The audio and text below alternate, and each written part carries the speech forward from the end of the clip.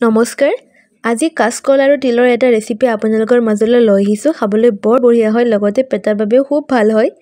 কাচকল আমাৰ অসমত ইমান পোৱা যায় যে কেনেকুৱা ধৰণে বনাই খাম ভাবি পোৱা নাযায় নহয় জানো সেই ভাবিলো আজি এটা ৰেচিপি শেয়াৰ কৰোঁ আহকচোন বনাও এটা কাচকল আৰু এটা আলু কাটি লৈছোঁ লগতে পিয়াজ আদা নহৰু কেঁচা জলকীয়া আৰু ৰ'ষ্ট কৰি লোৱা তিলখিনিও যোগাৰ কৰি লৈছোঁ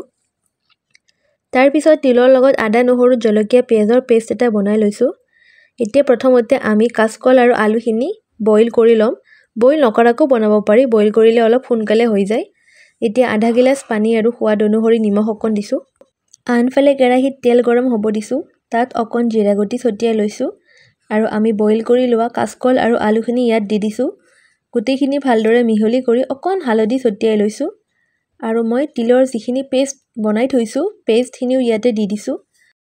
এতিয়া অকণ পানী দি মিডিয়াম ফ্লেমত উতলাব দিছোঁ শেষত আকৌ অকণ নিমখ ছটিয়াই ল'ম যিহেতু মই সিজাব দিওঁতেই দি লৈছিলোঁ এতিয়া এয়া আমাৰ ৰেচিপিটো সাজু হৈছে খাবলৈ খুবেই ধুনীয়া হৈছে